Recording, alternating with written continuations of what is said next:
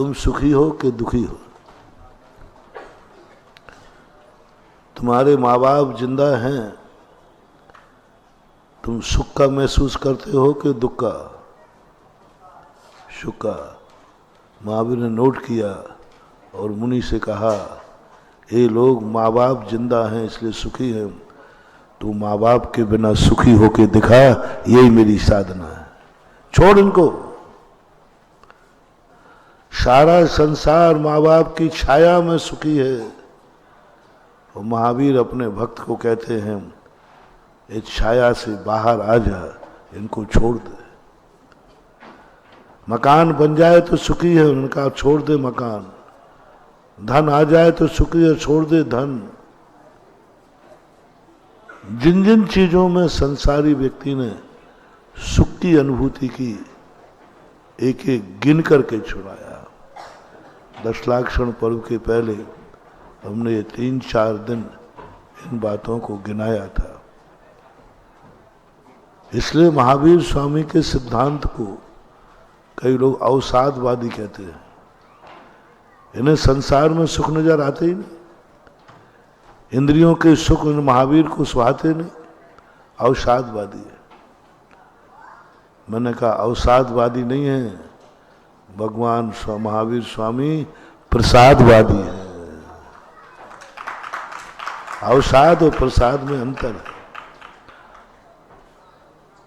अवसाद नहीं है, अवसाद तो अभाव का नाम है, अवसाद तो कमजोरी का नाम है, अवसाद तो पर के अधीन होने का नाम है, और प्रसाद का अर्थ है स्वयं स्वाधीन होना। सुख के विरोधी नहीं है महावीर स्वामी, सुखाभास के विरोधी है। सुख के विरोधी नहीं है महावीर स्वामी या जैन दर्शन। पराधीन जो सुख तुम मान रहे हो, ये तुम्हारा भ्रम है। इसलिए उन्होंने कहा कि तुम जिस जिस के आलम्बन लेने पर सुखी होते हो, वो सब छोड़ो। भूख लगती है, रोटी खाने से सुख मिलता है। महावीर ने कहा, तुम सुखी होना चाहते हो तो उपवास करो। अब उपवास में अशुभ कर्म का उदय आता है। रोटी खाने से शुभ कर्म का उदय आता है, साता का, और उपवास करने से अशुभ कर्म का उदय आता है। गृहस्थी बनोगे, पुण्य कर्म का उदय सदा बना रहेगा। जैसे रावण का जिंदगी में कभी पाप कर्म का उदय नहीं आया, सदा पुण्य कर्म का उदय बना रहा, सदा पुण्य कर्म का उदय। जिंदगी भर उसके पुण्य कर्म का उदय बना रहा। और राम धर्मात्मा थे, उनका जिंदगी भर अशुभ कर्म का उदय बना रहा। आप लोग गृहस्थ हो, सबसे ज्यादा पुण्य कर्म का उदय तुम्हारा है, बहुत पुण्य कर्म का उदय। छप्पड़ फाड़ के है तुम्हारे पास पुण्य कर्म का, जम के पुण्य कर्म का उदय। गृहस्थी बिना पुण्य कर्म के उदय के चलती ही नहीं। संसार में रहने वाला व्यक्ति का सबसे ज्यादा पुण्य कर्म का उदय आता है, पुण्य कर्म का उदय बना रहता है। जैसे जैसे धर्मात्मा बनोगे, तैसे तैसे अशुभ कर्म का उदय आएगा। और जिस क्रिया से अशुभ कर्म का उदय आ रहा है, उदय समझ लेना वही धर्म है। अशुभ कर्म का बंध नहीं। जिस क्रिया से अशुभ कर्म का बंध होता है वो पाप है, और जिस क्रिया से अशुभ कर्म का उदय आता हो वह धर्म है, वह धर्म है। जितना अशुभ कर्म का उदय आए, महावीर स्वामी तो स्पष्ट कह दिया, तुम तो अशुभ कर्म के उदय का उपक्रम करो। और अशुभ कर्म के उदय में संसार को निर्वृत्ति करा दी सब तरफ से। अब देखो तुम्हारा कितना पुण्य का उदय, सुबह उठे पूजा में की और नाश्ता मिल गया। नाश्ता पाप कर्म के उदय से मिला कि पुण्य कर्म के? और नहीं मिलता तो दोपहर में भोजन मिल जाएगा, पुण्य कर्म का उदय। और नहीं मिले तो शाम को भोजन मिल जाए तो पुण्य कर्म, नहीं मिले तो रात में रजाई में ठंड लगे रजाई मिल जाए तो, और नहीं मिले तो सबसे ज्यादा पाप कर्म का उदय किसका है? आपने खुद कहा पाप कर्म का उदय। नहीं मिले तो पाप कर्म का उदय। और है यही सत्य है, यही ध्रुव सत्य है। कुंदकुंज स्वामी की ये बात पाप को संसार में प्रवेश का कारण नहीं बता रहे, पाप कर्म के उदय को। पाप कर्म के उदय में संसार नहीं बसा रहे, पुण्य कर्म के उदय में संसार में प्रवेश करा रहे हैं। अब यदि संसार में रहना है तो पुण्य कर्म का उदय लाओ, और संसार से ऊपर हटना है तो अशुभ कर्मों के उदय की तैयारी करो। जिस कर्म से अशुभ कर्म का उदय आवे, बंद नहीं करना, उदय आवे। और उस उदय के माध्यम से तुम्हें, और जब तुम्हें अशुभ कर्म का उदय आएगा उस समय तुम्हारे लिए कोई विकल्प नहीं करना, अब मेरा कल्याण निश्चित है, अब मेरे अच्छे दिन आने वाले हैं। और जब जब तुम्हारे पुण्य कर्म का उदय आवे तो सावधान रहना, बहुत खतरा है, बहुत खतरा है। और ये कर्म के जो बंध हैं हमें अब कैसे करें? पुण्य का उदय तो आएगा। सम्यक दृष्टि कहता है ये पुण्य तो आएगा, क्योंकि हमने पूर्व भाव में पाप ही नहीं कमाए।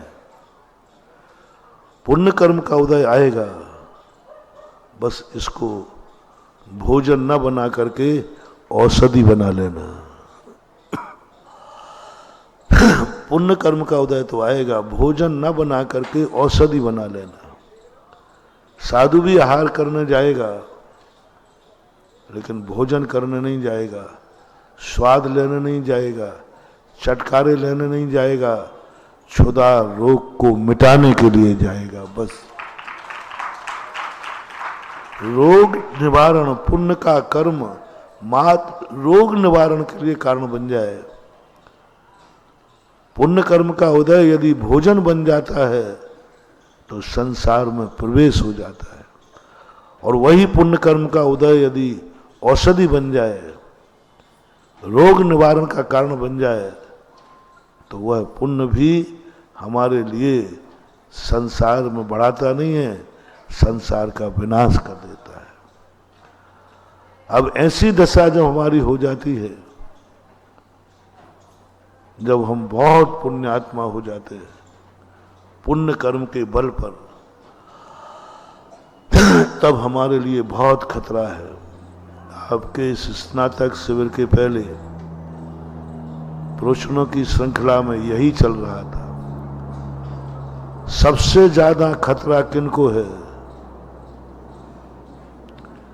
जिनका सबसे ज्यादा पुण्य का उदय है। सबसे ज्यादा पुण्य का उदय किसका है? अब तुम्हारी बारी नहीं है बेटा, खूब प्रशंसा सुन ली, अब थोड़ा चुपचाप बैठो। सबसे बड़े पुण्य का उदय हमारा है, क्योंकि इस पद को सारा 3 लोग पूज्य मान रहा है। इस पद को चरणों के अपने आप को धूल मान रहा है कि मैं इस पद के चरणों की धूल हूं। अब देखो पुण्य, देखो कितना उदय, कितना पुण्य का उदय साधु का। जब साधुचर्या की बात आई तो साधुचर्या से पाप कर्म का उदय आता है, साधुचर्या से अशुभ कर्म का उदय आता है। लेकिन साधु पद इतने पुण्य कर्म का उदय आता है कि चक्रवर्ती भी आकर के 3 प्रदक्षिणा लगाता है। 3 प्रदक्षिण दे सिर नायो, कर पूजा थुति कीनी। यानी चक्रवर्ती भी आकर के यहां दास बन जाता है, चक्रवर्ती। सौधर्मेंद्र भी आकर के चाकर बन जाता है। पुण्य कर्म का उदय देखो। संसार की जितनी पुण्यात्मा शक्तियां थी वे सारी शक्तियां साधु के सामने छोटी बन जाती। कितना पुण्य का उदय। संसार में यदि सबसे ज्यादा कोई पुण्यात्मा जीव है तो अरहंत भगवान, पर उससे बड़े पुण्यात्मा आचार्य परमेष्ठी, उससे सेकंड नंबर के, उससे उपाध्याय और साधु, ये सबसे बड़े पुण्यात्मा जीव हैं। सबसे ज्यादा पुण्य कर्म का उदय है, क्योंकि जयकार पुण्य बुलवाता है, दूसरों को नमस्कार पुण्य करवाता है, गुण नहीं। ऐसे ऐसे गुणवान लोग भी देखे जिनको देख करके बैर जाग गया।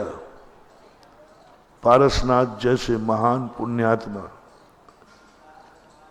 ऐसे साधु पद को देखकर कमठ को बैर जाग गया। और ऐसे पुण्यात्मा भी देखे, जन्म जन्म का बैरी भी साधु को देख करके बैर भूल गया, साधु में जुड़ गया। ऐसा पुण्य, बैर भूल जाते। ऐसा पुण्यात्मा पद, ऐसे पुण्य का उदय आता है, ऐसे पुण्य का उदय आता है, 6 ऋतु के फल आ जाते हैं। ऐसा पुण्य का उनका उदय आता है जिनको देखते ही संसार का मंगल हो जाता है, जिनके पास पाते ही, जिनके मिलते ही पांडव घोषणा कर देते हैं युद्ध में विजय निश्चित है, क्योंकि हमने मुनिराज को सामने दर्शन कर लिया है। कितना पुण्य साधु बिना पुण्य प्रकृति के नहीं हो गए। पांडवों का पुण्य इतना तेज था कि उनके सामने मुनिराज आ गए, उनके सामने पुण्य के कारण आए। मुनिराज का आना बिना पुण्य के संभव नहीं। तो वही पुण्य उनके लिए, इसलिए जिनके सबसे ज्यादा पुण्य का उदय हो, प्रश्नों की श्रृंखला में चल रहा था, उनको सबसे ज्यादा खतरा है।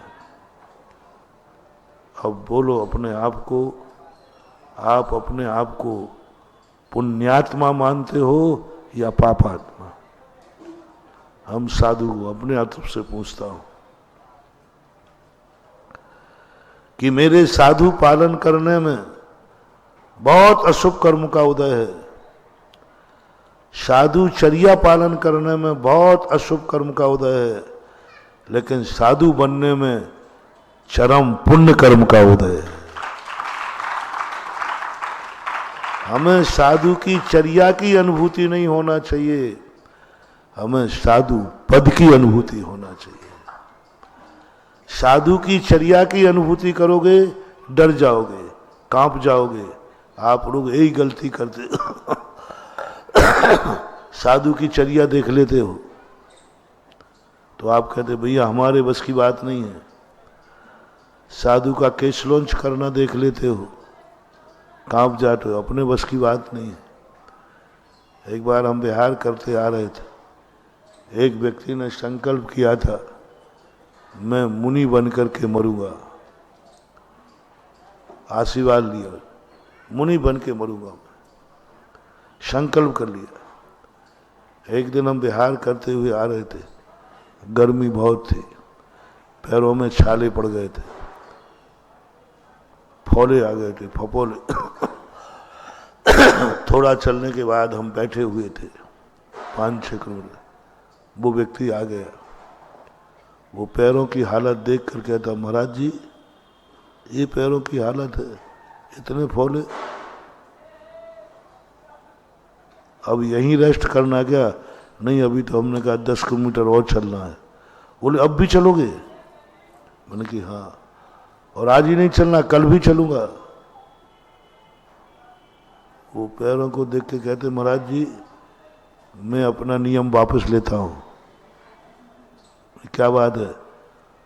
बोले अब मैं कभी मुनि नहीं बनूंगा। बोले क्यों? मुनि बन रहे हो कि प्राण लिए जा रहे हैं? ये हालत है फिर भी चलना है।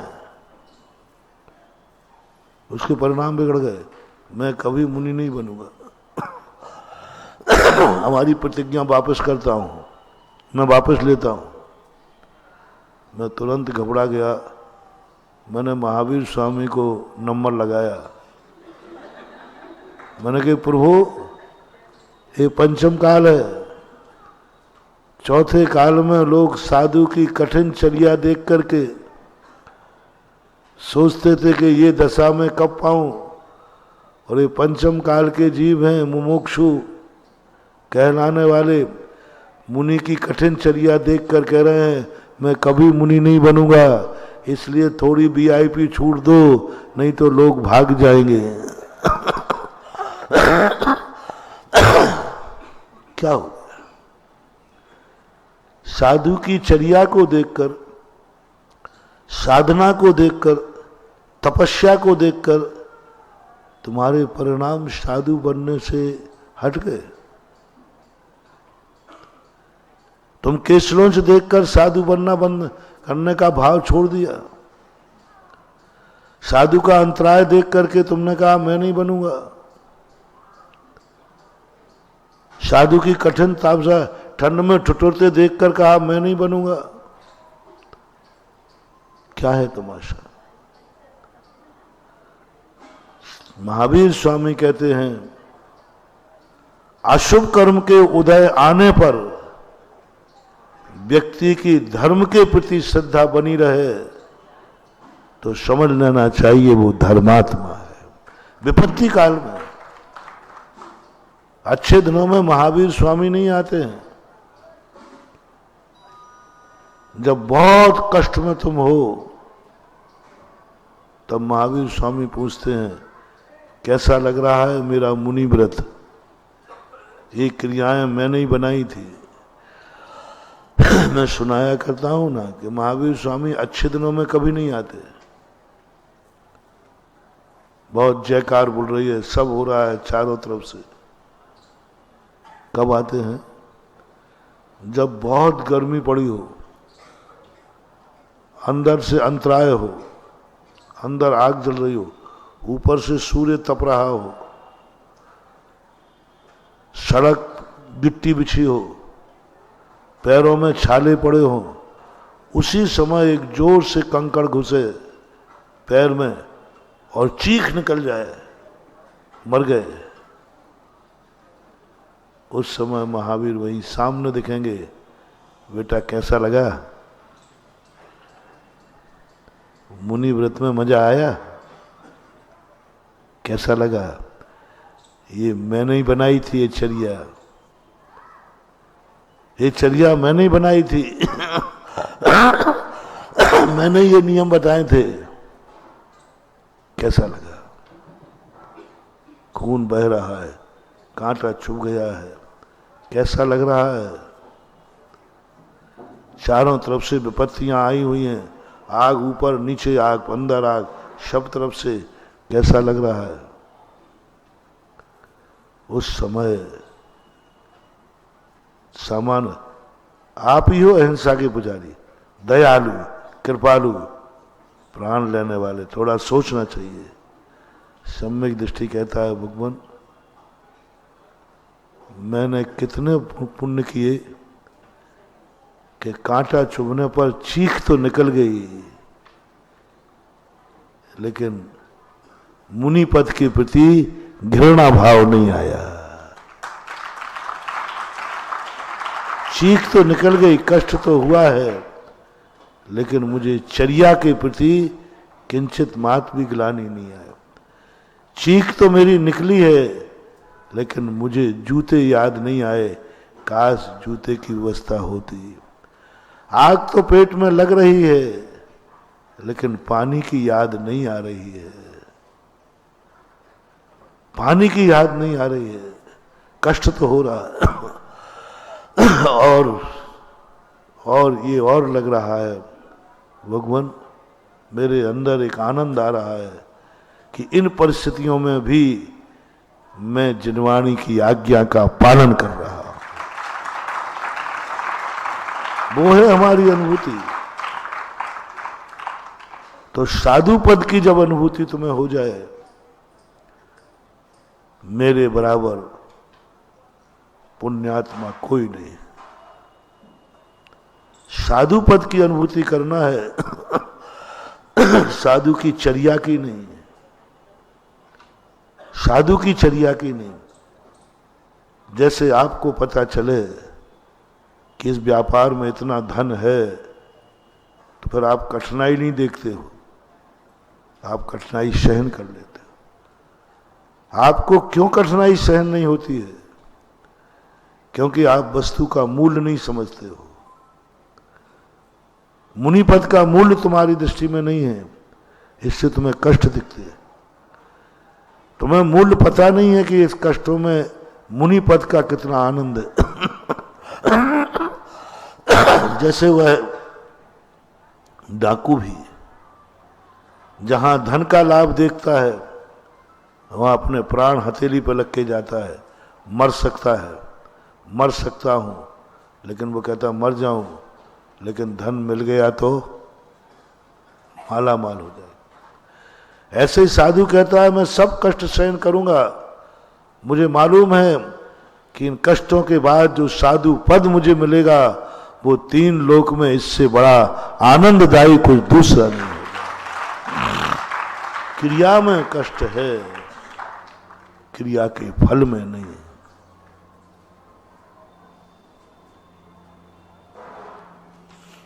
क्रिया में कष्ट है, क्रिया के फल में नहीं। भोजन बनाने में कष्ट है, भोजन खाने में कष्ट नहीं है। पहले तुम्हारे कष्ट सहन करते हो, तब भोजन का लाभ मिलता है।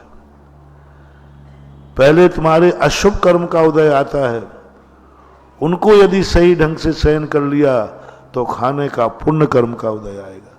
भोजन बनाना अशुभ कर्म का उदय है। भोजन बनाना कष्ट का कारण है, भोजन बनाना रिक्स है, और भोजन खाना पुण्य का उदय है, सुखदायी है। अब बोलो, बनाए बिना खाने का आनंद कैसे? खाने के आनंद की तरफ देखो। वह आनंद दृष्टि में रहने पर आप लोग बनाने का कष्ट उठा लेते हो। कितना कष्ट उठाते हैं आपकी माताएं बहनें सब भोजन बनाने का। इतना कष्ट क्यों उठा लेते हो? क्योंकि भोजन खाने का आनंद आ रहा है, खाने का आनंद दिख रहा है। खाने का जो आनंद दिख रहा है, उस कारण से वो बनाने का कष्ट, उसे कष्ट महसूस नहीं होता। ऐसे ही धर्मात्मा की जिंदगी में कष्ट आते हैं। धर्म पालन करते समय उसको धर्म का आनंद दिख रहा है, तो वो कहता है ये कष्ट तो कुछ भी नहीं है। शेरनी खा रही है, बोले कुछ भी नहीं, ये तो क्या है, ये तो क्या है। इसके बाद जो हमें मिलने वाला है, उसके सामने ये कष्ट कुछ भी नहीं है, कुछ भी नहीं। तो साधु पद की तरफ देखो। साधु की क्रिया मंगल स्वरूप नहीं है, साधु मंगल स्वरूप है। और साधु मंगल स्वरूप इसलिए है कि वह सर्वश्रेष्ठ है, अपने अंदर कभी अनुभव हो कि मैं संसार का सबसे बड़ा भाग्यशाली हूं, संसार का सबसे बड़ा पुण्यात्मा हूं, संसार का सबसे बड़ा मैं हूं, ऐसी अनुभूति हो तो सावधान, आपको सबसे ज्यादा खतरा है, आपको सबसे ज्यादा खतरा है। चारों तरफ से खतरे हैं, चारों तरफ से खतरे हैं। हमारा प्रसंग चल रहा था दैनिक, 6 तरफ से खतरे हैं। यदि तुम्हें पता चला कि मैं बहुत बड़ा आदमी हूं तो सरकार से खतरा है, छापे का खतरा है, लुटेरों से कोई लूट सकता है। बड़े आदमी बनते ही खतरा बढ़ जाता है। आज सबसे ज्यादा खतरा हम पहले बता चुके हैं, जैनियों को है राजनीति से, क्योंकि जैनी अच्छे आदमी हैं। आज इस पंचम काल में बुरे आदमी को खतरा नहीं है, गंदी समाज को खतरा नहीं है, जो हिंसक हैं, जो आतताई हैं, जो खून खराबा करते हैं, जो सर्व दुर्गुणों से संपन्न है, उनको कोई खतरा नहीं है सरकार से। सरकार से कोई खतरा नहीं, क्योंकि उस घर मोहल्ले में पापी रहते हैं, और मोहल्ले में कसाई रहते हैं, उस मोहल्ले में हिंसक रहते हैं, उस मोहल्ले में गुंडे रहते हैं, उस मोहल्ले में शराबी रहते हैं, उस मोहल्ले में सब, उनके घरों के बिजली के मीटर की भी जांच नहीं होती कि मीटर है भी कि नहीं है, क्योंकि वो गंदे आदमी हैं।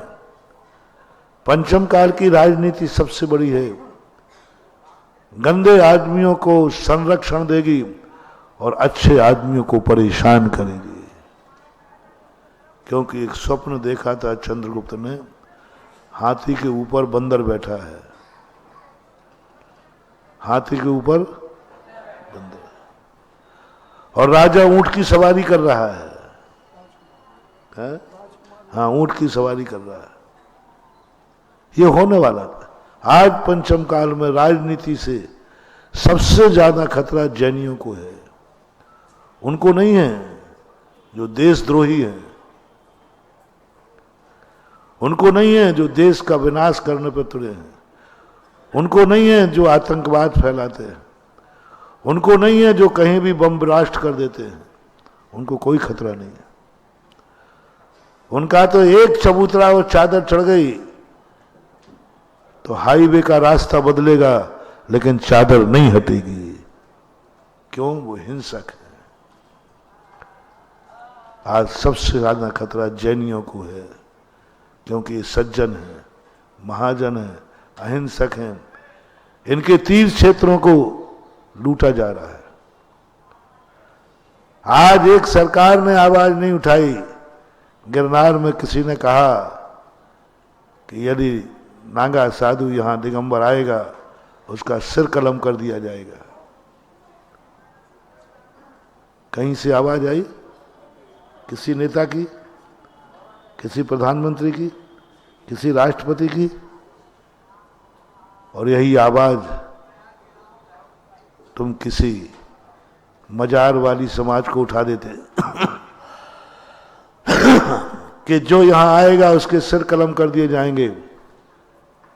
ये कहने की देरी नहीं होती, पता नहीं कितनों के सिर कलम। आज उनको खतरा नहीं है, कोई कुछ नहीं कर पाया। आज उनके लिए कुछ भी, एक शब्द किसी ने नहीं निकाला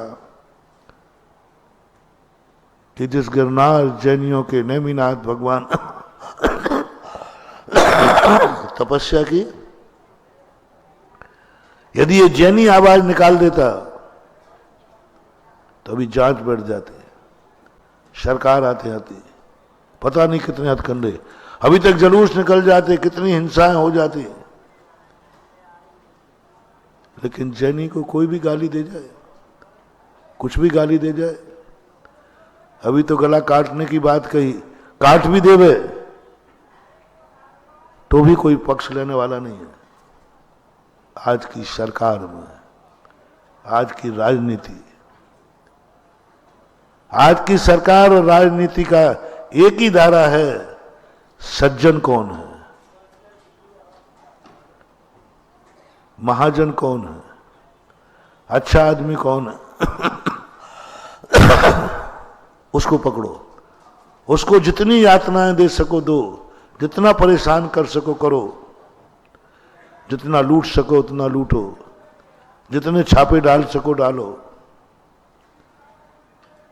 जितना परेशान कर सको, ये होगा। मैं इस पर विस्तार से बता चुका हूं। इसलिए कभी तुम्हें अपने आप में आए कि मैं महाजन हूं, अब आपको बहुत सुरक्षा करना है, बहुत सुरक्षा करना है। हमें कभी राजनीति का उपदेश नहीं देना चाहिए, लेकिन आज धर्म नीति की रक्षा करने के लिए हमें राजनीति का उपदेश देना पड़ रहा है। क्योंकि राजनीति यदि तुम नहीं सीखोगे, राजनीति के अंदर तुम नहीं आओगे, सज्जन पुरुष राजनीति में नहीं आएंगे, तो सज्जन पुरुष जी भी नहीं पाएगा। जीना है तो आज भली राजनीति गंदी है, करना पड़ेगा। आज अहिंसा से अहिंसा की रक्षा नहीं होगी, आज हिंसा से अहिंसा की रक्षा होगी। अहिंसा से रक्षा नहीं होगी, आज हिंसा से रक्षा होगी। अहिंसा की रक्षा हिंसा से, अहिंसक की रक्षा हिंसा से। हमारा देश अहिंसक है, पर उसकी रक्षा हम जैसे अहिंसकों से नहीं है, बॉर्डर पर लड़ने वाले हिंसक सैनिकों से। आज देश सुरक्षित है हिंसा से, अहिंसा से नहीं, हिंसा से सुरक्षित है। इसलिए ऋषभदेव पहले से जानते थे, इसलिए उन्होंने धर्म की रक्षा के लिए शस्त्र दिया था, तलवार दी थी। जैनी भूल गए। जैनियों ने कहा महाजन बनो, वैश्य बनो, वणिक बनो, सज्जन बनो, अहिंसक बनो। लो, आज तुम्हारी अहिंसा खतरे में है, आज तुम्हारा शीश खतरे में है। काश जैनी ऋषभदेव की तलवार हाथ में लिए होता तो किसी की मजाल थी जो ये सब बोल देवे।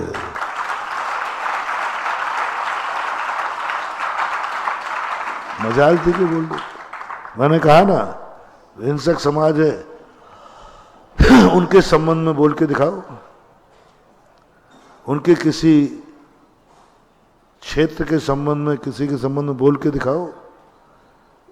अरे थोड़ा ही सा एक शब्द बोला था, वो टेलर की दुकान पर जाके उसकी गर्दन काट दी थी। तो क्या अर्थ है? आज हमें जीना है तो हमें दुर्जनता का पाठ भी सीखना पड़ेगा। आज सीधी उंगली से घी निकलने वाला टेढ़ी करना पड़ेगा, होना पड़ेगा तुम्हें।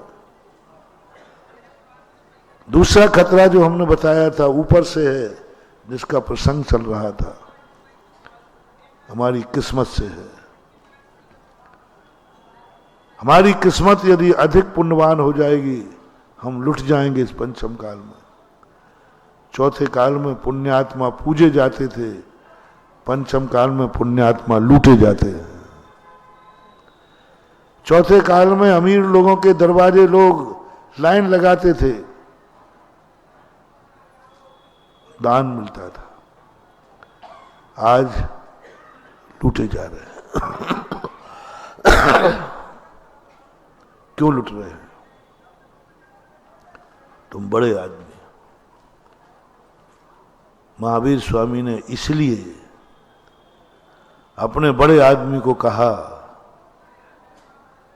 तुम इसमें से दान देना शुरू करो, गरीबों को दान दो,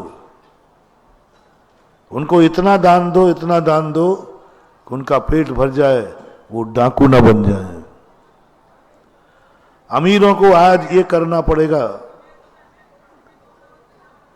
कि उनको अपनी अमीरी स्वयं नहीं खा सकते, स्वयं नहीं भोग सकते। यदि वे स्वयं भोगेंगे, पड़ोसी पुण्यहीन है, वो तुम्हें लूटेगा। वो डाकू ना बन जाए, उसके पहले उसके घर में रोटी पहुंचा दो।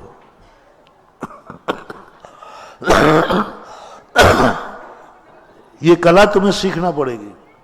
ये कला महावीर स्वामी ने दी।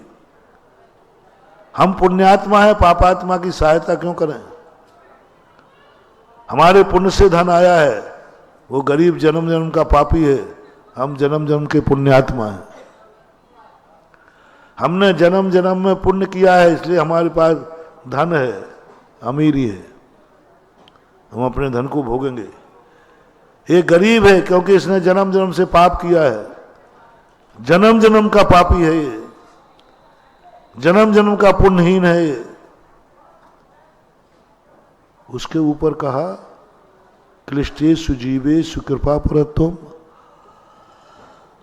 जन्म जन्म के पापी पर तुम्हें दया करना है, क्योंकि तुम जन्म जन्म के पुण्यात्मा हो। किस पर दया करने की कह रहे हैं? किसको अपने धर्म की कमाई देने को कह रहे हैं? जो जन्म जन्म का पापी है, ज्वाड़ी है, नशेड़ा है, भंगेड़ा है, गंजेड़ा है, जो कुछ भी पाप किए, इतना पाप किया उसने, इतना पाप किया कि आज उसके खाने के लायक नहीं है। खाने को नहीं, पहनने को नहीं, रहने को नहीं, सब तरफ से पाप, दुखी है, पापी है। जैन दर्शन या कोई भी भारतीय दर्शन ने ये नहीं कहा कि इस गरीब को धर्मात्मा बनाओ, इस गरीब को समझाओ, गरीब से कहो, नहीं। महावीर स्वामी कहते हैं, गरीब को नहीं, यदि इस गरीब को और पापी होने से बचाना है तो अमीर को समझना होगा। मार्क्सवादी काल की जो परंपरा थी, वो गरीबों से कहती थी, जाओ अमीरों को लूट लो। डाकू बनाते थे, अमीरों को लूट लो, भूखा किसी की रोटी छीन ले वे, कोई पाप नहीं है। गरीब अमीरों के डाका डाले, कोई पाप नहीं। सिखाया, यही सिखाया। महावीर स्वामी ने कहा नहीं, महावीर ने अपने भक्तों से कहा नहीं, सावधान, गरीब डाकू ना बन पाए, ये पापी और पापी ना बन पाए, और पापी ना बन जाए।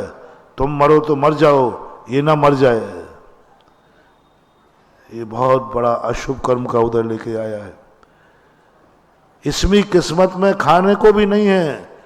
महावीर अमीर से कहते हैं, तू खावे या नहीं खावे, पहले इसको खिला दे, इसको दे दे पहले, क्योंकि ये इतनी पाप की मार में है, और पाप की मार में यदि और पापी बन गया तो तुम्हारी जिंदगी का नाश कर देगा। दोनों ने गरीबों की दया की।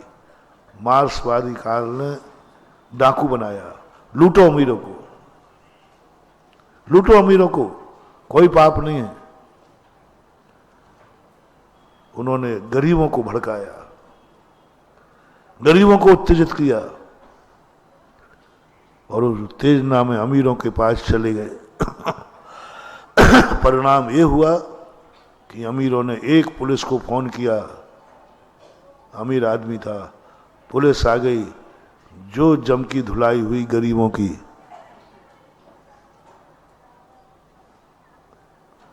अमीर से कभी टकराना नहीं है। दोनों बातें ध्यान रखना।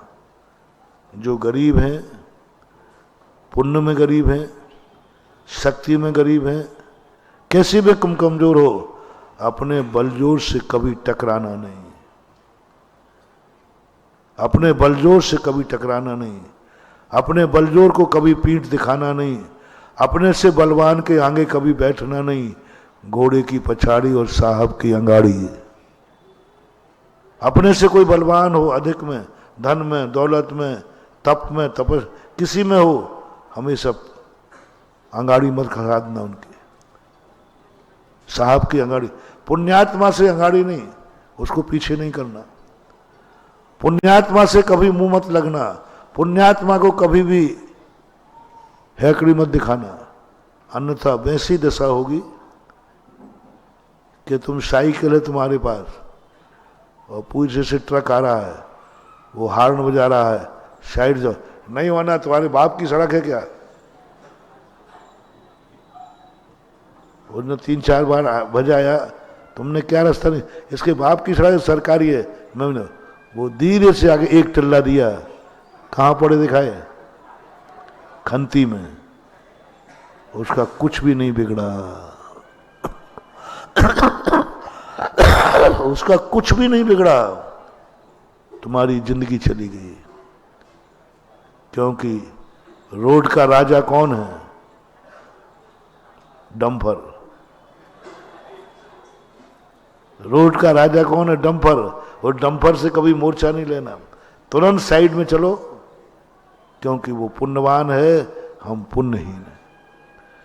जब कभी तुम्हें पुण्यहीन की अनुभूति हो तो आज मोटिवेशन लेना ना, अपने से अधिक पुण्यवान से टकराना नहीं तो बर्बाद हो जाओगे।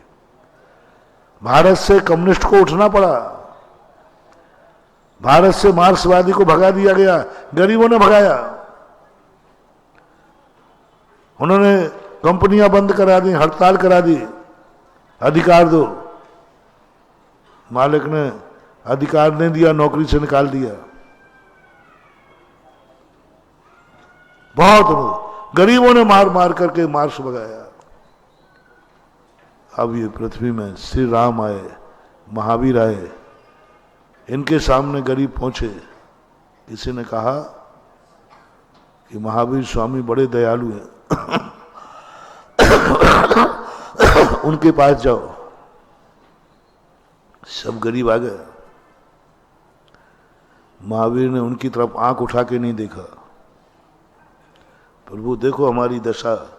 महावीर ने देखा ही नहीं, उनकी बात ही नहीं सुनी, उनसे बोले भी नहीं, कोई सहानुभूति नहीं, कुछ नहीं बोले।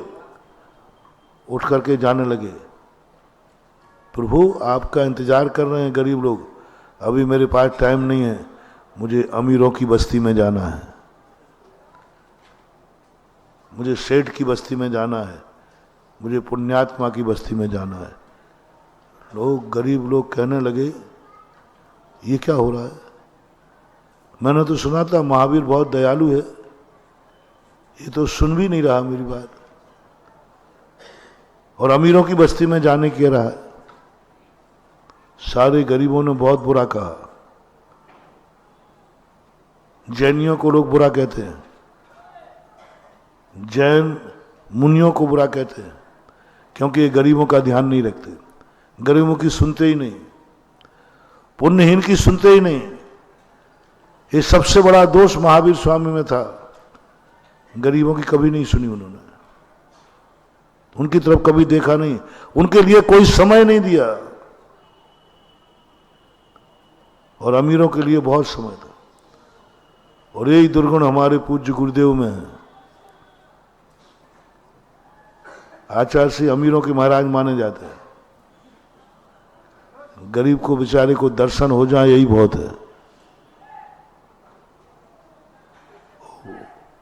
मैं भी उन्हीं का चेला हूं।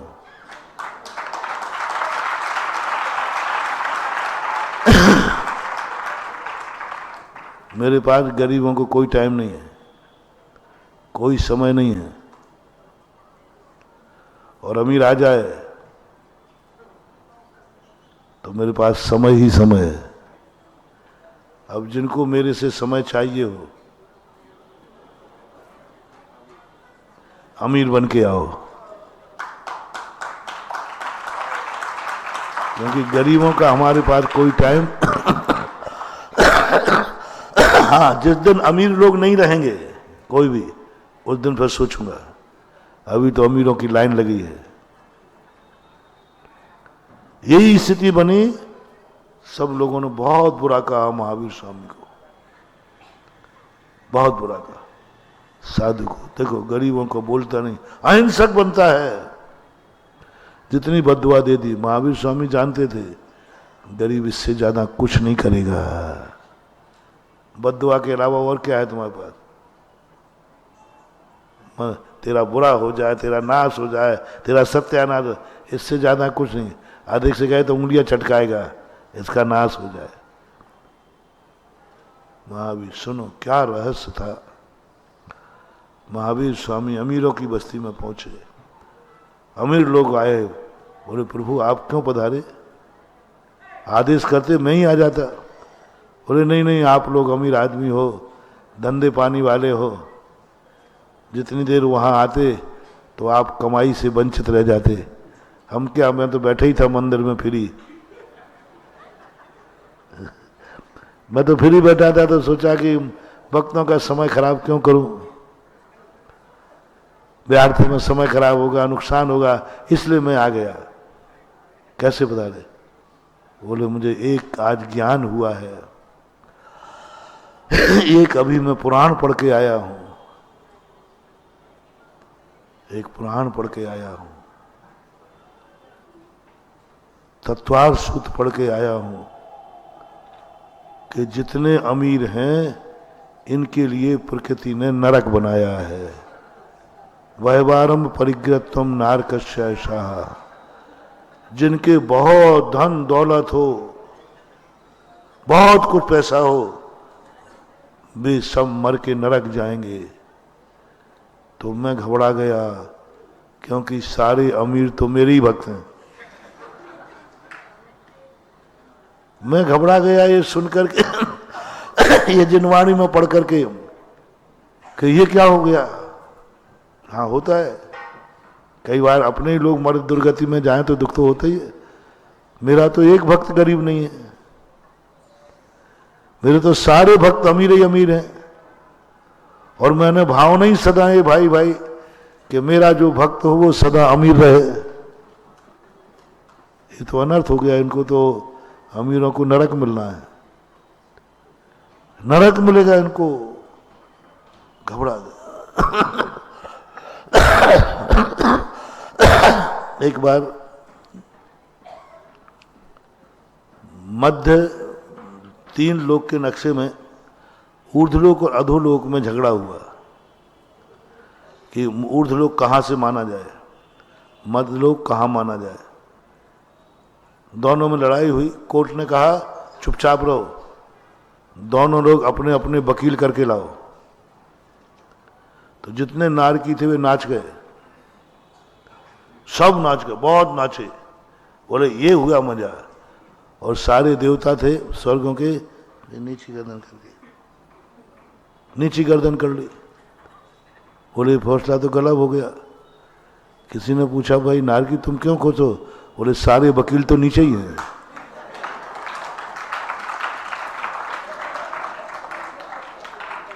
क्योंकि वकील कभी ऊपर चला जाए, अरे राम राम राम राम राम, क्योंकि वो सत्य पर तो रहते ही नहीं है।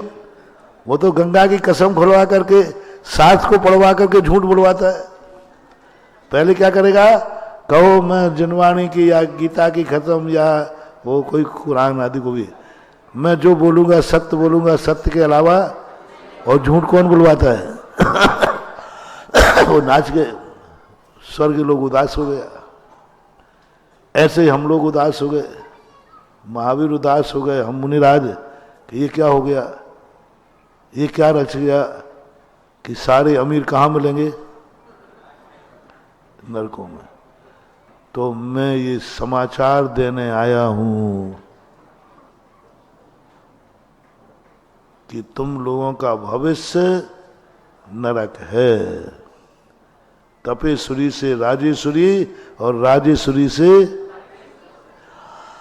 आप सबको नरक में जाना है। इसलिए मैं तुम्हें सूचना देने आया हूं। सुन रहे हो रे आगरा के बड़े आदमी, मेरे भक्तों?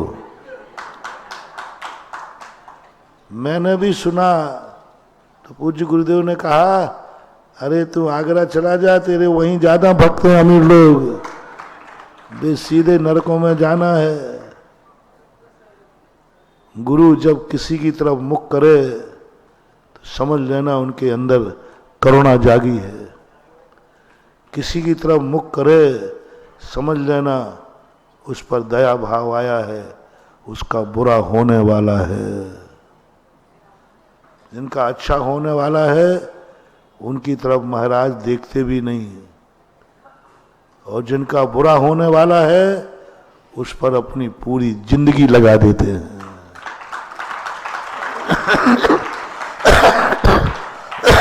जिन पर अच्छा हो, जिनका बुरा होना ही नहीं है उनकी हम चिंता नहीं करते, लेकिन जिनका बुरा होने वाला है साधु उनके लिए अपनी साधना लगा देता है, सब कुछ लगा देता है।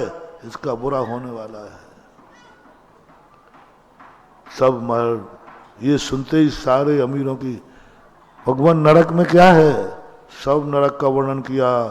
भूख कितनी लगती है, एक दाना नहीं मिलता, प्यास इतनी लगती है, पानी नहीं मिलता, और नरकों का जो वर्णन किया महाराजन ने, सारे बड़े आदमी दो चार तो मूर्छित हो गए। सारे लोगों की हवा खिसक गई। भगवान मेरा भविष्य ये है? बोले हाँ, मैं क्या कर सकता हूं, मैं नरकों में जाऊंगा, मुझे ऐसी यातनाएं होंगी, यहां में 1 मिनट को लाइट चली जाए तो नहीं रह पाता हूं, वहां इतनी गर्मी पड़ेगी तो भी लाइट नहीं होगी, पंखा नहीं होगा। हाँ, मेरू समान ऐसी शीत उष्णता था।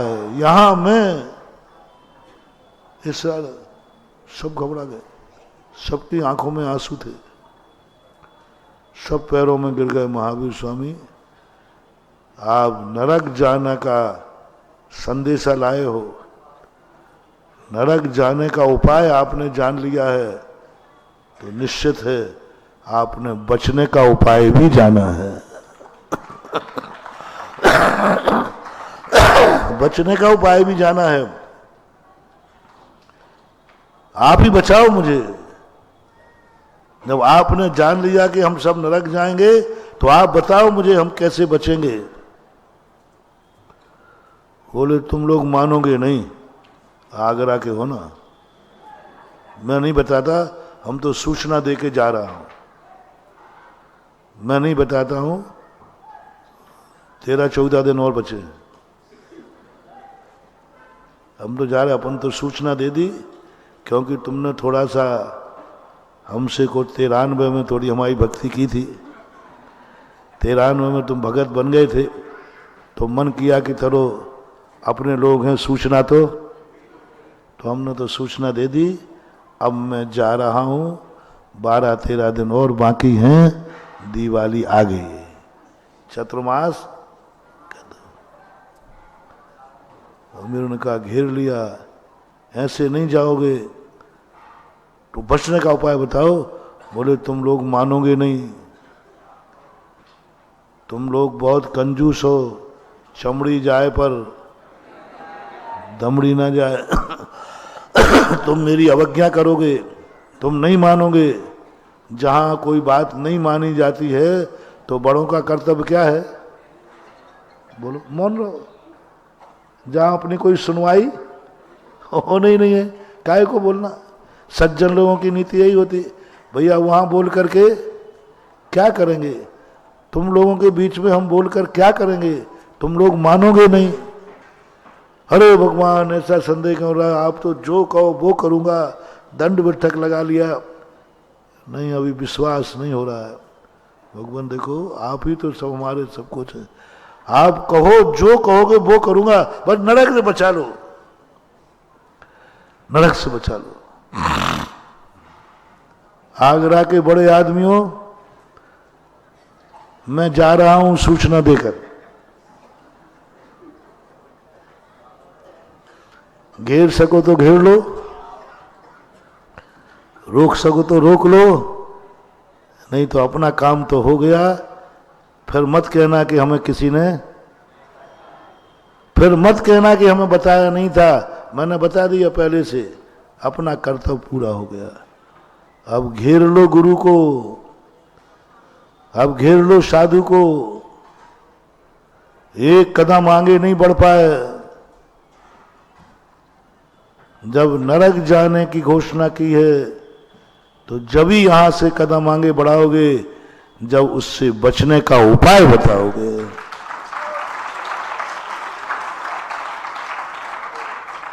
हाँ, गुरु बहुत आगे के होते हैं, वे दुर्घटनाएं बता देते हैं, लेकिन दुर्घटना से बचने का उपाय अपने आप नहीं बताएंगे। दुर्घटना तुम्हारे जीवन में हो सकती है, तुम्हारा बुरा हो सकता है, किस रास्ते से हो जाएगा, इस रास्ते से जाओगे तुम्हारा बुरा होगा, और रास्ता एक ही है, बचने का उपाय नहीं बताते। हमने सब आचार्यों को देख लिया, सब आचार्य, हमारा अशुभ किससे होगा, व्यसनों से मेरा अशुभ हो जाएगा, बिना बोले बोल रहे हैं। शराबी पूछ ही नहीं रहा और बता रहे हैं शराब पीने से तू नाली में पड़ेगा। पापी पूछते ही नहीं है कि पाप करने से क्या होगा, बिना बोले बताते हैं। शादियों की नीति समझना, पापी को बिना बोले उपदेश मिलेगा, शराबी बिना बोले उपदेश दूंगा, जुआरी उपदेश नहीं सुनना चाहता है, मुझे जुआ के फड़ पे जाना पड़े तो चला जाऊंगा। शराबी को समझाने के लिए हम शराब के ठेके पे भी चले जाएंगे, पापी को समझाने के लिए साधु को कितना भी नीचा उतरना पड़े उतर जाएगा, कितना भी नीचा उतरना पड़े पापी को।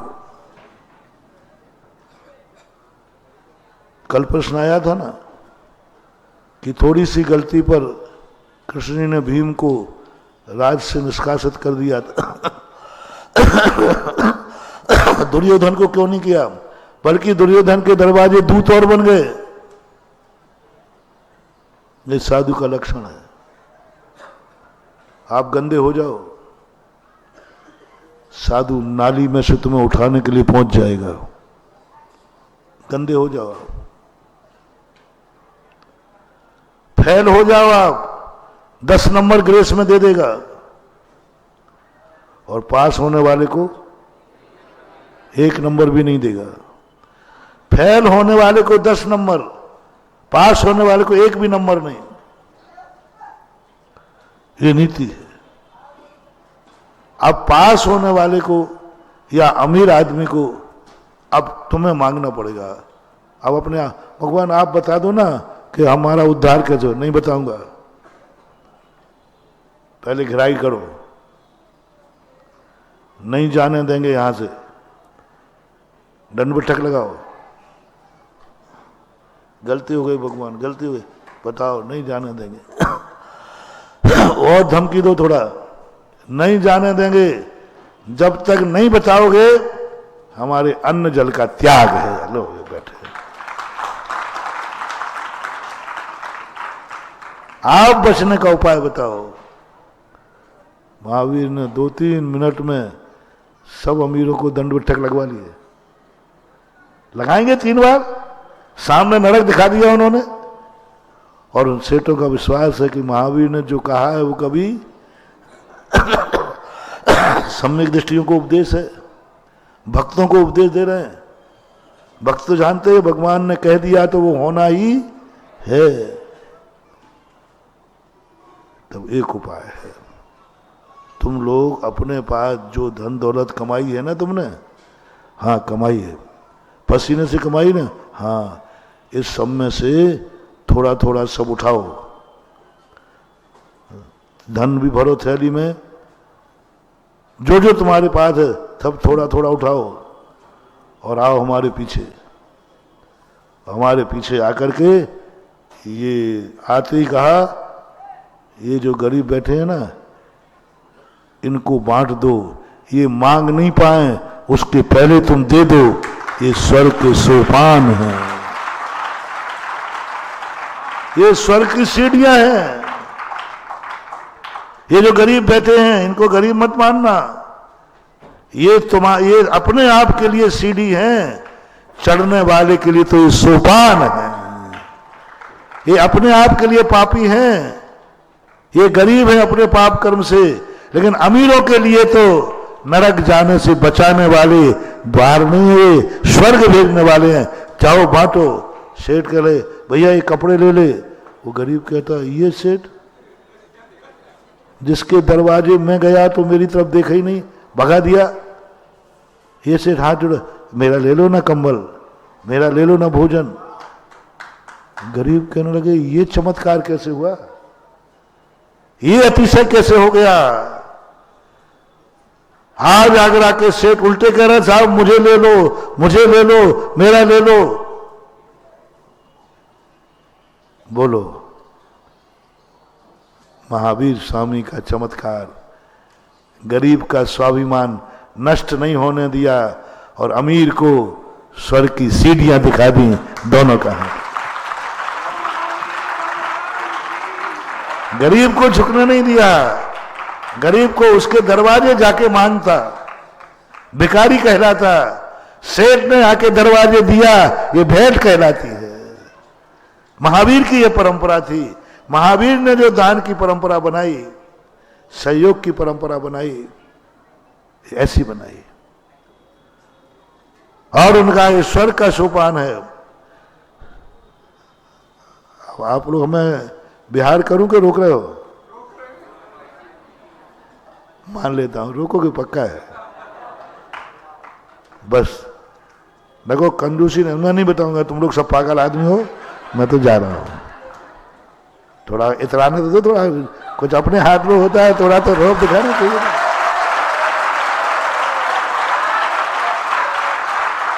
मैं तो जाऊंगा साहब, नहीं बताना, नहीं बताना, जाओ, हम तो जा रहे हैं। अब तुम्हें रोकना के लिए, क्योंकि तुम लोग सब पागल हो, कंजूस हो, मेरी सुनोगे तो हो नहीं। पागल क्या सुनेगा? नहीं नहीं साहब, वो नरक का नाम सुन के ही हमें करंट लग गया। पागलों को करंट लगता है ना, वो आपने जो नरक का द्वार दिखा दिया ना, अब हम लोग बिल्कुल ठीक हो गए। आप तो बोलो क्या करना है। सुनो कान खोल करके,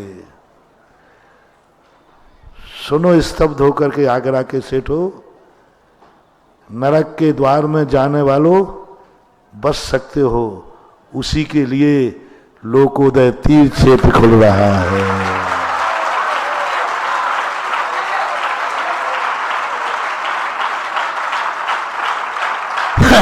ये लोकोदय तीर्थ क्षेत्र भगवान के लिए नहीं है, महाराज के लिए नहीं है, अमीरों को नरक से बचाने का द्वार है।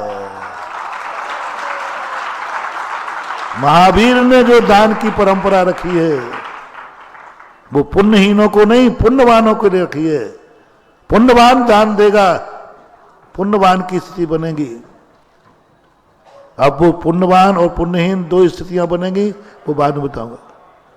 जब भी कोई दान देना है तो एक ही बात सोचना, ये स्वर्ग का सोपान है।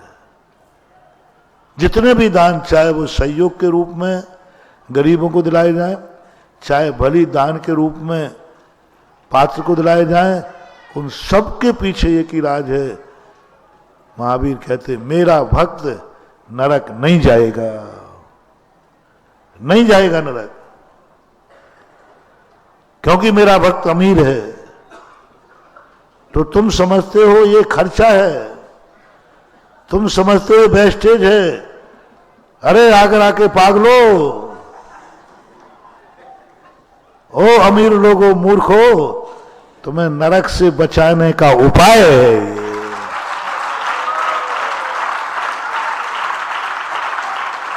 इसलिए दान को खर्चे में मत डालो, दान को उपकारी में डालो। दान बराबर गृहस्थ बराबर। क्या गृहस्थी बिना पाप के चल सकती है? नहीं चल सकती। हिंसा, झूठ, खोरी, परिग्रह सब करनी है, कैसे दोगे? मात्र एक साधन गृहस्थ को है कि दान दे करके वो नरक से बच सकता है। एक ही मात्र उपाय है। ये महावीर स्वामी की परंपरा, स्वाभिमान की परंपरा, उसको भी मुनिराज के लिए भी, मुनिराज को पराधीन नहीं होने दिया। तुम यदि तुम्हारे अधीन होता कि भाई महाराज भूखे हैं तो तुम नचा डालते महाराज को। तुम कम कलाकार हो, थोड़े तुम्हें पता चल जाए कि इसके बिना महाराज की चलने वाली नहीं है, अरे यूं इतराता पत्थर, नहीं जाना, नहीं जाना, मैं कमेटी का अध्यक्ष हूं, करके आलेंगे महाराज, देखते। इतराता है क्यों? कानून इसके हाथ में है, इतराता है बहुत। महावीर स्वामी ने मुनिराज की स्वाधीनता नष्ट नहीं होने दी, स्वाधीनता नष्ट नहीं होने दी और भोजन करा दिया। स्वाधीनता नष्ट हो जाती, मैं इसके दरवाजे जाऊं मेरा अपमान हो जाएगा, स्वाधीनता। महावीर ने कहा तू चिंता मत कर, एक नाक रगड़ के तुझे दे करके अपना अभाग्य समझेगा। खड़ा कर दिया। मुनिराज के आते ही जोर से चिल्लाते हो नमोस्तु नमोस्तु, और रुक जाते हैं। आहार लेने के बाद साधु नाचता है कि तुम नाचते हो? क्या धन्य है। मुनि महाराज को नहीं, श्रावक धन्य कहता है। आपने हमारा दान लेकर हमें धन्य कर दिया, यानी साधु के प्रति आभार हो। भिखारी में और भिक्षु में यही अंतर है। भिखारी को रोटी मिल जाए तो भिखारी कहता मैं धन्य हो गया, और भिक्षु को रोटी मिल जाए दे तो श्रावक कहता है मैं धन्य हो गया। ये परंपरा महावीर स्वामी की थी। और मार्क्सवादी काल के सामने जब ये सिद्धांत सामने आया, भारत से भागना पड़ा, उस काल परंपरा को भागना पड़ा। और यह परंपरा अपने आज भी जीवित रहना चाहिए। हमेशा ये सोचना चाहिए कोई दूसरे के उपकार के लिए कोई कार्य नहीं। बोलो, गरीबों को जो उन्होंने दान दिलवा दिया वो अमीरों का खर्चा करा दिया कि अमीरों को बचा लिया? ये सोचो ना, ये सोचो ना कि अमीर गरीबों का उपकार नहीं किया है, एक अमीर को नरक जाने से बचाया है। और गरीब से पूछो कि तुम्हारा क्या हुआ है, अरे मैं तो धन्य हो गया हूं, दोनों हाथ में लड्डू। ऐसी दशा जब भी तुम्हारे मन में कोई भी दान की परंपरा आती है, उस समय एक ही सोचना, ये मेरे उद्धार के लिए है, मेरे कल्याण के लिए है। अब जो जो लो अमीर आदमी लोकोदय तीर्थ क्षेत्र में लग जाएंगे वे तर जाएंगे, और नहीं लगे तो तल जाएंगे। मेरी जिम्मेवारी नहीं है। जो अपने धन का सदुपयोग कर लेंगे वे तर जाएंगे, और नहीं कर पाएंगे तो तत्वार सूत्र की वाणी कभी झूठी थी नहीं, है नहीं, होगी नहीं। बहवारम परिग्रहत्वम, इसको कौन टाल सकता है? तो इस कुशलता को लेकर के समय आपका हो गया। अपना प्रवचन प्रारंभ में हुआ था जब हमें अनुभूति हो कि हम बहुत बड़े आदमी हैं, मुनि भी क्यों ना हो, हम बहुत बड़े आदमी हैं, पुण्यात्मा हैं, मैं भाग्यशाली हूँ। तुम्हें भी जब अनुभूति हो मैं बड़ा आदमी हूँ, धन में हो या शरीर में, जब जब तुम्हें अच्छे आदमी की कल्पना है, प्रवचन के प्रारंभ को रिपीट करो। प्रवचन सदा ध्यान रखना, प्रतिज्ञा वचन नहीं भूलना चाहिए। आप लोग प्रवचन करते हैं, प्रतिज्ञा वाक्य भूल जाते हैं। प्रतिज्ञा वाक्य क्या कहलाता है? जहां से तुमने प्रारंभ किया था प्रवचन, कितने घूम जाओ, अंत में उसको स्मरण दिलाना चाहिए। ये यहां धुआं है, ये पर्वत पर धुआं है, नियम से अग्नि है, और जहां धुआं है वो अग्नि वाला है।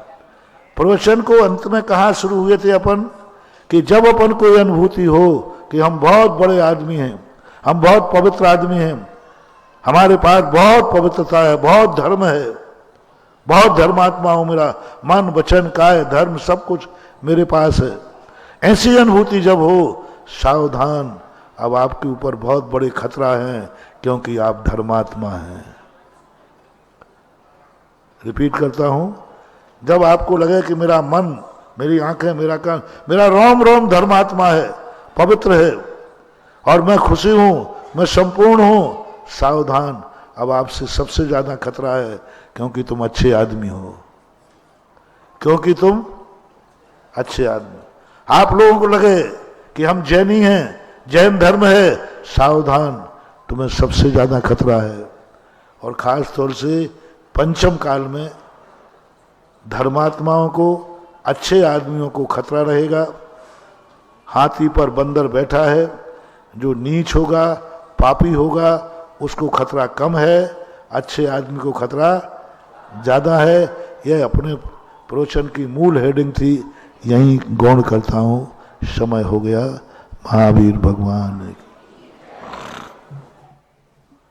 एक बार मैं चाहूंगा आप सबसे, खासकर जो आज बच्चे बैठे हैं यहाँ, 4 माह से प्रवचन सुन रहे हैं पूज्य श्री के, और इससे पहले भी सैकड़ों बार सुने हैं, लेकिन आज का प्रवचन अपने आप में एक ऐतिहासिक प्रवचन है। और जिस तरह से प्रवचन कला को पूज्य श्री ने आपके सामने दिखाया है, जरा तालियां बजा दीजिएगा आप सब लोग। हाँ। किस तरह से बात को अंदर तक समावेश कराना, हिला देना, पूज्य श्री की कला है ये पहले से ही। लेकिन आज बहुत सारे उत्तर भी हैं इस प्रवचन में। आज उत्तर हैं जहां पूरा देश ताक रहा था पूज्य श्री की ओर कि एक सांसद ने गिरनार जी के लिए, मुनि तक के लिए कुछ बात कह दी है। पूज्य श्री चुप क्यों हैं? क्योंकि पूज्य श्री जो बात कहना चाहते थे वो 2 मिनट में पूरी नहीं होगी, उस बात के लिए पूरी भूमिका समझनी पड़ेगी।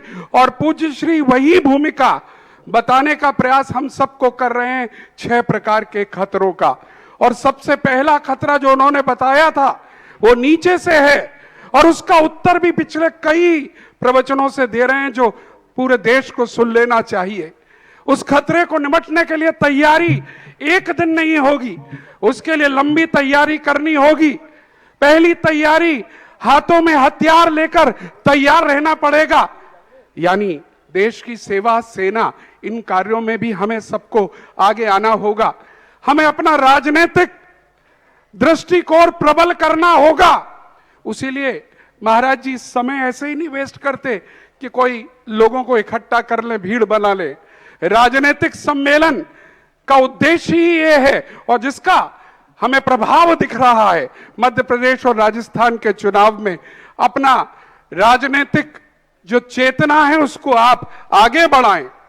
पूज्य श्री ने तीसरी बात बार बार कही है, प्रशासनिक सेवाओं में हमारे बालक बालिका जाने चाहिए, क्योंकि यहां से हमारा जो नीचे का खतरा है वो दूर होता है। और इसी के साथ एक और सीख अभी अभी दी कि बलवान के सामने सोच समझकर बात करनी चाहिए। आज कोई भी चाहता है कुछ भी बोल दे, बोलने के लिए भी बलवान के साथ कैसे बात की जाती है वो तरीका भी पूज्य श्री से सीखना चाहिए। ये जो आज सडनली एक सामने बात आई है, हर कोई चाहता है कि सड़कों पर उतर जाए, उसके लिए बहुत सावधानी की आवश्यकता है। इस विषय को शाम को जिज्ञासा में पुनः लेंगे, पुनः इस पर चर्चा करेंगे, क्योंकि पूरा देश से सवाल आ रहे हैं पूज्य श्री क्या कह रहे हैं। पूज्य श्री को जो कहना था वो कह दिया था, लेकिन असली बात जो आगरा वालों को समझाई है, आगरा वालों, और आगरा वाले समझदार हैं, बहुत समझदार हैं। आगरा वालों को एक ही बात समझाई थी, पहले छोटे मोटे लोगों को समझाई, इधर उधर समझाई, नहीं समझ में आई। पूज्य श्री बोले इनको ऐसे समझ में नहीं आएगी, इनके पापों का घड़ा बड़ा है, इन्हें बताना पड़ेगा, कुछ बड़े दान से काम चलेगा, इस छोटे मोटे कमरा बनवाने से काम नहीं चलेगा। और जब बात को रखी कि तीर्थोदय क्षेत्र बनाओ, तो एक ही आदमी आगे आ गया सबसे पहले, मुख्य जिनालय मेरा बनेगा पूज्य श्री, जो भी लगेगा वो लगेगा। और एक ही आदमी के साथ साथ अन्य भी साथ में आ गए कि हमारे नाम से भी यहां जिनालय बनेंगे। और इंतजार है इसके दूसरे सोपान का, क्योंकि दूसरा सोपान अभी प्रारंभ ही नहीं हुआ है। इंतजार है। पूज्य श्री एक बात को कह के चुप हो गए, जैसे आज चुप कर दिया ना, अब कल कभी बोलेंगे इस बात पर। ऐसे ही तीर्थोदय को एक कार्य अभी आगे बढ़ा है, लेकिन उसमें बहुत सारा कार्य आगे बढ़ना है। आगरा नगर के लोगों को हम कहना चाहेंगे और पूरे भारत के लोगों से भी कहेंगे, ये दान का जो अवसर आने वाला है और आया है आपके सामने, मात्र आगरा नगर के लिए नहीं है, क्योंकि यहां टक्कर हमें देनी है ताजमहल जैसी इमारतों के सामने। हमें जैन कलाकृतियां, जैन सेवा के केंद्र, जैन साहित्य के केंद्र, ऐसे बड़े बड़े केंद्र यहां पर बनाने हैं कि लोग यहां पर आकर इतिहास लिखें, इतिहास देखें नहीं। और ऐसा क्षेत्र तीर्थोदय क्षेत्र होगा। बस आगे आगे देखिए होता, लोकोदय क्षेत्र होगा, आगे आगे देखिए होता है क्या। हमारे बीच में मथुरा कमेटी यहां पर आई हुई है और मुझे लग रहा है बड़ी अच्छी भूमिका है, क्योंकि ये फरवरी के महीने के लिए आए हैं। और फरवरी के महीने में मथुरा 84 में जम्बू स्वामी का जो विशाल प्रतिमा है, उसका 7 वर्ष बाद, 4 वर्ष बाद, हर 4 वर्ष बाद मस्तकाभिषेक होता है।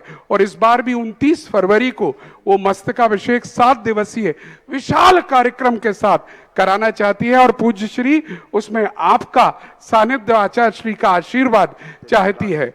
और मैं जो अपनी बात कह रहा था विजय भाई साहब, मुझे लगता है बिल्कुल सही आप आए हैं, क्योंकि आप 29 फरवरी का तारीख सही आप लेकर आए हैं। क्योंकि नहीं, आप इससे पहले तो हमारे पास ही समय नहीं है महाराज को आगे भेजने का, क्योंकि नगर में अभी परिक्रमा, नगर भ्रमण होगा। और साथ में आपके मार्ग में शायद वो तीर्थोदय क्षेत्र, लोकोदय क्षेत्र पड़ने वाला है शायद। और वो जब वो मार्ग में पड़ेगा तो कुछ बड़ा होगा, और वो बड़ा करने के बाद आपके यहां भेजेंगे, ऐसा हम सोचते हैं। चलिए आप श्रीफल अर्पण करें। और मथुरा कमेटी के साथ यहाँ के स्थानीय हमारे भी ट्रस्टी, जो मथुरा के ट्रस्टी हैं, आदरणीय निर्मल जी मोठिया, आदरणीय राजेश जैन जी सेठी, आदरणीय श्रीमान हीरालाल जी बेनाड़ा और आदरणीय पन्नालाल जी बेनाड़ा साहब, सभी लोग आ जाएं। और मैं स्वयं भी आप ही के साथ अनुमोदना कर रहा हूं सभी ट्रस्ट बोर्ड की ओर से। ये कार्य होना चाहिए, क्योंकि हमारे लिए भी वो आवश्यक है। उदक चंदन तंदुल पुष्प के चरु सुदीप सुधूप फलार्घ के धवल मंगल गान रवाकुले जिन ग्रहे मुनिराज महम यजे। ओम रीम परम पूज मुनि पुंगव 108 श्री सुधासागर जी महाराज के चरण कमलों में अनर्घ्यपद प्राप्त आए अर्घम निर्वपामति। मथुरा 84 29 फरवरी से लेकर 7 दिन तक का मस्तकाभिषेक आपके सानिध्य में हो पूज्यवर। हाँ चलिएगा। जिनवाणी आचार्य श्री का अर्घ जल्दी से बोल दीजिएगा, हमारी बहनें में से कोई माइक दे दो। जीवन की हर चर्या मन पड़ी स्वयं की नव गाथा, जैनागम का वह सुधा कलश बिखराते हैं गली गली, जिनके दर्शन को पा करके खिलती मुरझाई हृदय कली। भावों की निर्मल सरिता में अब गाहन करने आया, हम सबका सारा दर्द हरो यह अर्घ भेटने आया हूँ। हे तपो मूर्ति हे आराधक, हे योगीश्वर हे महासंत, ये भक्त कामना देख सके युग युग तक आगामी बसंत। ओम ह्रूम संत शिरोमणि आचार्य गुरु श्री विद्यासागर महामुनीन्द्र अनर्घ पद प्राप्त अर्घ्यम निर्भामिति स्वाहा। हे सुधा सागर दयालु मुझको जीवन दान दो, सर उठा कर चल सकूं ऐसा मुझे सद्ज्ञान दो, आ सकूं तेरे निकट ऐसा सरल सोपान दो, शीघ्र तर जाऊं भवोदति यह मुझे वरदान दो, नाम ही जपता रहूं जीवन तराने के लिए, भेंट में कुछ भी नहीं लाया चढ़ाने के लिए, हे सुधा सागर दयालु मुझको जीवन दान दो। ओम निर्यापक श्रमण मुनि पंगव श्री सुधा सागर मुनीन्द्र अनर्घ पद प्राप्त अर्घ्यम निर्भामिति स्वाहा। नमोस्तु गुरुवर नमोस्तु गुरुवर नमोस्तु गुरुवर। जावाणी के ज्ञान से सूझे लोकालोक, सोवाणी मस्तक नमो सदा देत हूढ़ो, हे जिनवाणी भारती तो है जपो दिन रे, जो तेरी शरणाग है सो पावे सुख चैन, देव भजु अरहंत को गुरु सेवा निर्ग्रहण, दया धर्म पालो सदा यही मोक्ष का वन। बोलो द्वादशांग जिनवाड़ी माता की जय। Sky sir.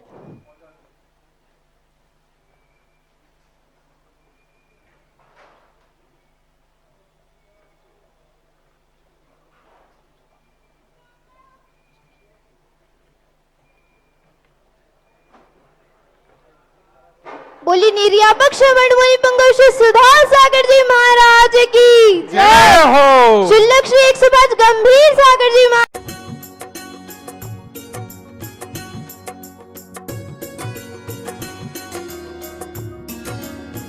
क्या है जीव क्या है अजीब, कैसे होता है कर्मों का आश्रय।